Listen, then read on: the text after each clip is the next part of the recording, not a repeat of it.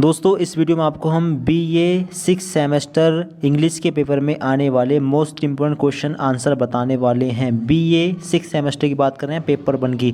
Paper 1 है Indian and new literatures in English. इसके अंदर जो सिलेबस है वो ये है, 7 यूनिट ये हैं और 2 यूनिट आगे हैं, 7 यूनिट है। पहली यूनिट का नाम है प्रोज के अंदर से महात्मा गांधी हिंद स्वराज आएगा। Passive resistance education Swami Vivekananda इसके अंदर ये है, ठीक है। अब ये रहा आपका प्रोज में यूनिट फर्स्ट, टॉपिक 1 है महात्मा गांधी हिंद स्वराज। अब इस टॉपिक से कौन कौन से मोस्ट इम्पोर्टेंट क्वेश्चंस रहेंगे, वेरी शॉर्ट आंसर क्वेश्चंस में देखें। पहला questions, what are the key principles of passive resistance according to Gandhi in Hind Swaraj. Gandhi ji की कृति हिंद स्वराज के अनुसार निष्क्रिय प्रतिरोध के मूल सिद्धांत क्या हैं। तो आप आंसर देखें, गांधी आउटलाइन सेवरल की principles of passive resistance which include the following, जिसमें शामिल कौन कौन से। नंबर 1 नॉन वायलेंस, इसका हिंदी में देखें अहिंसा, ये रहा अहिंसा, ठीक है। दूसरा क्या है, दूसरा है सेल्फ सफरिंग, अगर पढ़ना चाहें पूरा पढ़ सकते हैं। The absolute rejection of physical violence even in the face of extreme provocation. दूसरा है सेल्फ सफरिंग, ठीक है। तीसरा है ट्रूथ, नंबर 3 देखें यहाँ पर ट्रूथ। नंबर 4 है लोभ। नंबर 5 है कौर्ग। हिंदी में देखें, नंबर 1 अहिंसा, किसी भी प्रकार की शारीरिक हिंसा से विलग रहना तथा अत्यंत विपरीत परिस्थितियों में भी हिंसा का सहारा ना लेना, ठीक है। अहिंसा को कहते हैं नॉन वायलेंस। दूसरा है स्वयं को कष्ट देना, स्वयं को कष्ट देने के लिए सदैव उद्धत रहना और कठिन परिस्थितियों में विचलित ना होना, ताकि उच्च नैतिक व राजनीतिक उद्देश्यों की प्राप्ति की जा सके। ये देख सकते हैं। तीसरा सत्य का संबोधन, प्रीतिकार व्यवहार, साहस। आपको आंसर इंग्लिश में लिखना है तो इसलिए इंग्लिश में ध्यान ज़्यादा दीजिएगा, ठीक है। यहाँ पर आप देख पा रहे होंगे इंग्लिश में ये रहा, इसको आप पढ़ लेना। लोभ का मतलब होता है सत्य का सद्बोधन, और लोभ का मतलब होता है प्रीतिकार व्यवहार, और कौर का मतलब होता है साहस। आगे अगला क्वेश्चन देखें, what is the significance of passive resistance according to Gandhi in Hind Swaraj. Hind Swaraj में दिए गए विवरण के अनुसार गांधी जी के मत में निष्क्रिय प्रतिरोध का क्या महत्व है। ये भी इंपॉर्टेंट क्वेश्चन है। यहाँ पर देखें, passive resistance according to Gandhi ji is a powerful and morally superior way to resist oppression without resorting to violence. Gandhi ji के मतानुसार अत्याचार का प्रतिरोध करने के लिए निष्क्रिय प्रतिरोध एक सशक्त व नैतिक रूप से उच्च माध्यम है। निष्क्रिय यानी कि बिना कोई हिंसा किए। It involves non cooperation and civil disobedience towards unjust laws and authorities aiming to awaken the conscience of the oppressors and bring about positive change through self suffering। यहाँ पर देखें, इसमें अवैधानिक कानूनों और अधिकार संपन्न व्यक्तियों के प्रति सहयोग और सविनय अवज्ञा की जाती है, ताकि अत्याचार करने वालों की आत्मा को जागृत किया जा सके और इस प्रकार स्वयं को कष्ट देकर सकारात्मक बदलाव किया जा सके। आगे देखें अगला question, what education shall we give to our people. हम अपने लोगों को कैसी शिक्षा दें। ये एक इम्पोर्टेंट क्वेश्चन है, इसको आप अपने तरीके से बनाकर भी लिख सकते हैं। कुछ आंसर आप यहाँ पर देखें ट्रिक्स के लिए, ठीक है। देखिए, according to the editor we have to improve all our language. Editor के अनुसार हमें अपनी लैंग्वेज को इम्प्रूव करना है। Those English books which are valuable, इनके लिए इंग्लिश की किताबें वैल्यूबल रहेंगी। We should translate them into the various Indian language, जिससे हम इंडियन लैंग्वेज में इसको ट्रांसलेट कर पाएंगे। We should abandon the pretension of learning many sciences, जिससे हम कई तरह की चीज़ों को समझ पाएंगे। Ethical education will occupy the first place, ठीक है। ये देखें इसका आगे का answer, every cultured Indian will know the addition to his own provincial language if I Hindu Sanskrit, if he is Mohammedan he will know Arabic and Persian will know Persian and Hindi will be for all. Hindi वालों को सब पता है। Thus a universal language for Indian Indian should be Hindi. अब हिंदी में इसकी meaning क्या है समझे। संपादक के अनुसार हमें अपनी सभी भाषाओं में सुधार करना होगा। अंग्रेजी में लिखी गई महत्वपूर्ण पुस्तकों का अनुवाद भारत की विभिन्न भाषाओं में किया जाना चाहिए। हमें अनेक प्रकार से विज्ञानों को सीखने के मोह से बचना होगा। इस शिक्षा में नैतिक शिक्षा को सर्वोच्च स्थान दिया जाएगा। अपनी प्रांतीय भाषा के साथ ही प्रत्येक सभ्य भारतीय यदि वह हिंदू है तो संस्कृत सीखेगा, यदि मुस्लिम है तो अरबी सीखेगा और पारसी है तो फारसी भाषा सीखेगा। इसके साथ ही हिंदी सभी के लिए अनिवार्य होगी। इस प्रकार भारतीयों के लिए हिंदी सार्वभौमिक भाषा होनी चाहिए। ये इंपॉर्टेंट क्वेश्चन है, इसको आप ध्यान रखिएगा। अब अगला देखें, अगला टॉपिक है Swami Vivekananda Chicago speech. Very short answer type में से क्वेश्चन पूछा गया है, इंपॉर्टेंट क्वेश्चन है। What themes did Swami Vivekananda address in his speech. अपने भाषण के दौरान स्वामी विवेकानंद ने किन प्रकरणों का संबोधन किया है। यहाँ पर देखें, Swami Vivekananda addressed various themes in his speech including the universality of religion, tolerance, importance of harmony among difficult faiths and he need for spiritual unity amidst diversity। ये देखें इसका आंसर, हिंदी में आपको भी दिखाते हैं। यहाँ पर देखें, स्वामी विवेकानंद ने अपने भाषण के दौरान अनेक प्रकरणों का संबोधन किया जिसमें शामिल है धर्म की व्यापकता, सहिष्णुता, विभिन्न प्रकार की आस्थाओं के मध्य असामंजस्य की महत्ता और विभिन्नताओं के बीच आध्यात्मिक एकता। अब इसके बाद में यूनिट सेकंड स्टार्ट होती है। यूनिट सेकंड में तरुदत्त लक्ष्मण, ये ठीक है, इसके बारे में बताया गया है। इससे इम्पोर्टेंट क्वेश्चन आंसर देखते हैं। तो ये रहा यूनिट सेकंड पोएट्री, तरुदत्त लक्ष्मण। यहाँ से कौन कौन से क्वेश्चन इम्पोर्टेंट हैं अभी देखते हैं।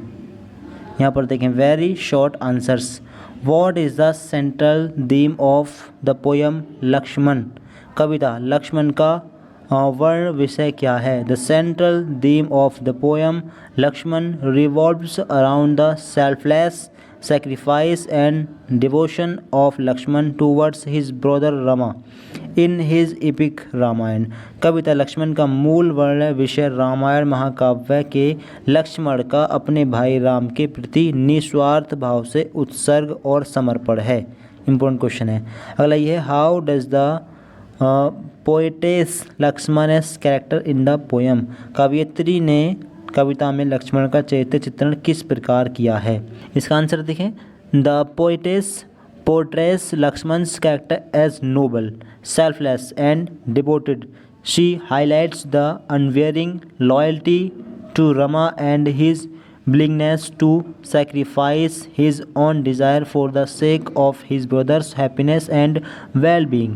कवयित्री ने लक्ष्मण के चरित्र का उदात्त, निस्वार्थ और समर्पित भाई के रूप में किया है। कवयित्री ने राम के प्रति लक्ष्मण की दृढ़ निष्ठा और भाई के लिए अपनी निजी इच्छाओं का बलिदान करना दर्शाया ताकि राम को सब तरह से सुख प्राप्त हो। एक और देखें इम्पोर्टेंट क्वेश्चन, यहाँ पर देखें, give names of 4 stories written by Rabindranath Tagore. Important question है, रविंद्रनाथ टैगोर द्वारा लिखी गई 4 कहानियों के नाम बताइए। नंबर 1 है होम कमिंग, नंबर 2 है द स्केलेटन, नंबर 3 है रीन्यूनसिएशन एंड नंबर 4 है द हंग्री स्टोन्स। ये 4 स्टोरीज हैं, उनकी इम्पोर्टेंट क्वेश्चन है, इसको टिक कर लेना। अब अगली यूनिट है महेश दत्त मॉर्निंग रागा। इससे देखते हैं इम्पोर्टेंट क्वेश्चन। यहाँ पर देखें important question, who are the main characters in the play Morning Raga. नाटक मॉर्निंग रागा में मुख्य पात्रों के रूप में कौन है। The main characters include Manjula as a classical singer struggling with her identity and her daughter named Meera who represents the clash between tradition and modern lifestyle। मुख्य पात्रों में शामिल है मंजुला जो कि क्लासिकल संगीतज्ञ हैं जो अपनी पहचान के लिए संघर्षरत हैं, और उनकी पुत्री मीरा हैं जो परंपरा व आधुनिक जीवन शैली के मध्य संघर्ष का प्रतिनिधित्व करती हैं। यहाँ पर देखें एक और important question, give the name of 4 plays written by Asif Currimbhoy. Karim Bhai, Asif करीम भाई, ठीक है, आसिफ करीम भाई द्वारा लिखे गए 4 नाटकों का नाम बताइए। 4 plays written by Asif Chaudhary are there. यहाँ पर कौन कौन से देखें? The refugee, number 2 Goa, number 3 है the Doldrummers and, number 4 है an experiment with truth. Important question है। एक और देखें important question, what is the central theme of the Doldrummers नाटक द डोल्ड र्यूमर्स का मूल वर्ड विषय क्या है? सेंट्रल थीम क्या है? The central theme of the play the Doldrummers revolves around the struggle for identity, cultural conflicts and the clash between tradition and modernity। नाटक the Doldrummers का मूल वर्ड विषय पहचान के लिए संघर्ष, सांस्कृतिक झगड़े और परंपरा व आधुनिकता के मध्य टकराव है। अब अगला यूनिट देखें। अगला यूनिट है कमला Markande, nectar in a sieve. ये अगला यूनिट है आपका 4th यूनिट। यहाँ पर देखें important question, what subtitle is given to the novel nectar in a sieve. उपन्यास नेक्टर इन अ सीब का उपशीर्षक क्या है? यहाँ पर देखें, the novel nectar in a sieve is given subtitle as a novel of rural India. क्या है? A novel of rural India, ये है इसका शीर्षक। Give names of 4 principal characters in the novel nectar in a sieve. उपन्यास nectar in a sieve के 4 प्रमुख पात्रों के नाम बताने हैं। तो नंबर 1 इम्पोर्टेंट है, नंबर 1 है रुक्मणी, नंबर 2 नथन, नंबर 3 है मुरुगन, नंबर 4 है डॉक्टर कैनिंगटन। ठीक है, ये इम्पोर्टेंट क्वेश्चन है। यहाँ पर देखें important question, who is the protagonist of the novel a guest of honour. उपन्यास अ गेस्ट ऑफ ऑनर का नायक कौन है? The protagonist is Cole George. He is a British colonial administrator who is sent to oversee the transition to independence in the African country।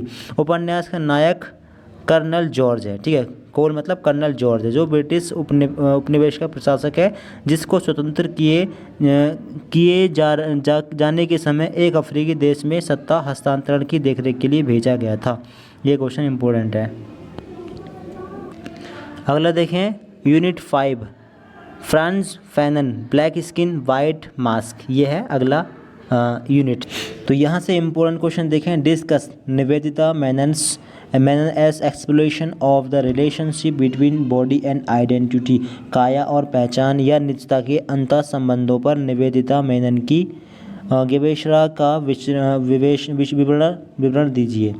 Nivedita Menon explores how the body plays a crucial role in shaping individuals identities, particularly in relation to gender, race, sexuality and disability. She unpacks how societal expectations and norms regarding the body influence individuals' sense of self and how they are pre-received by others। Nivedita Menon उद्घाटित करते हैं कि जिस प्रकार काया स्त्री की पहचान के निर्धारण में अपना विशिष्ट अवदान करती है, विशेष रूप में लिंग भेद, प्रजाति, कामुकता और निर्योग्यता के संबंध में। निवेदिता बताती हैं कि काया में संबंधित अवधारणा और विश्वास जिस प्रकार स्त्री विशेष के स्व को प्रभावित करता है और दूसरों के द्वारा उन्हें कैसे महसूस किया जाता है। देखिए अगला यूनिट है यूनिट 7, फिक्शन। यहाँ से कौन कौन से क्वेश्चंस आ रहे हैं इम्पोर्टेंट, यहाँ से देखें, काफ़ी सारे क्वेश्चंस इंपॉर्टेंट हैं, ध्यान से देख लेना। यहाँ पर देखें, write names of 4 books written in the genre of fiction by B.S. Naipaul. B.S. Naipaul द्वारा लिखी गई 4 पुस्तकों के नाम लिखिए जो उपन्यास विधा में लिखी गई हों। नंबर 1 है अ हाउस फॉर मिस्टर विश्वास, M.R. विश्वास। दूसरा है mister Stone and the knights companion. Number 3 है a flag on the island. Number 4 है इन अ फ्री स्टेट। ठीक है, ये है। अब देखें अगला question, who is Mohan Biswas in a house for mister Biswas by B.S. Naipaul. B.S. Naipaul द्वारा प्रेरित अ हाउस फॉर मिस्टर विश्वास में मोहन विश्वास कौन है? Mohan Biswas is the protagonist in a house for mister Biswas. He is an Indian born in rural Trinidad and is pronounced unlucky by the Pandit at his birth due to presence of 6 fingers and because he was born in the wrong way। उपन्यास the house for mister विश्वास में मोहन विश्वास नायक हैं जो एक भारतीय हैं इनका जन्म ग्रामीण ट्रिनिडाड में हुआ था और जिसको जन्म के समय पंडित द्वारा अभागा घोषित किया गया था क्योंकि उसके 6 उंगलियां थीं और वो उल्टा पैदा हुए थे। ठीक है, ये इंपॉर्टेंट क्वेश्चन है। एक क्वेश्चन ये देखें, what message does love is not time as fool convey the reader. Love is not time as fool द्वारा पाठक को क्या संदेश संप्रेषित किया गया है? Love is not time as fool conveys to message that love is a powerful and enduring force that can withstand test of time, adversity and change, enriching and transforming the lives of lover and beloved who embrace it। Love is not time as fool द्वारा संदेश संप्रेषित किया जाता है कि प्रेम में असीम शक्ति व धैर्य होता है जो समय की कसौटी पर और विपत्ति व बदलाव में सही सिद्ध होता है, जिससे प्रेमी और प्रेमिका जो प्रेम को आधार बनाते हैं उनका जीवन उदात्तता की ओर रूपांतरित होने लगता है। देखें important question, who is the creator of novel love is not time as fool. Love is not time as fool का प्रेरण किसने किया है, किसने लिखी है? The creator of novel love is not time as fool is professor doctor Vikas Sharma. Important question, doctor Vikas Sharma ने लिखी है ये poem love is not time as fool. यहाँ पर देखें कुछ छोटे छोटे क्वेश्चन है, काफ़ी इंपॉर्टेंट है ये। Name the first English novel of Vikas Sharma. तो विकास शर्मा की फर्स्ट नोबल कौन सी है? Love is not time as fool. How many novels did Vikas Sharma right?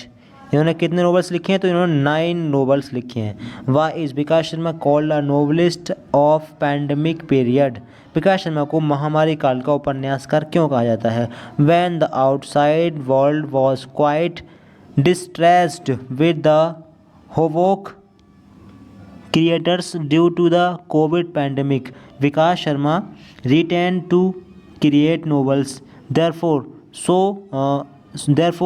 it is called a novelist of pandemic period. Covid की महामारी से पूरा विश्व परेशान था। उस दौर में विकास शर्मा ने उपन्यास लिखा। मैं अपनी लेखनी को क्रियाशील रखा, इसलिए उन्हें महामारी काल का उपन्यासकार कहा जाता है। तो इस चैप्टर से काफ़ी सारे क्वेश्चन जो है इम्पोर्टेंट है। ठीक है, name the first Hindi novel by Vikas Sharma. Vikas Sharma द्वारा लिखा गया पहला हिंदी नोवेल कौन सा है? His first Hindi novels is Rah ke पत्थर। ठीक है, हिंदी में लिखना होगा राह के पत्थर, या फिर इंग्लिश में भी लिख सकते हैं। तो कुछ इस प्रकार से आएगा आपका पेपर। आप यहाँ पर देखें important questions and answer for compulsory internal test। ये in which chapter of Hind Swaraj is described the passive resistance in chapter, ये आपका 10 और 18। ठीक है, यहाँ पर देखिए how many chapters are there in the book Hind Swaraj? 20 chapters. Hind Swaraj में कितने चैप्टर्स हैं? 20 chapters. Gandhi ji expressed his views in which chapter about education of his book Hind Swaraj? In the chapter education।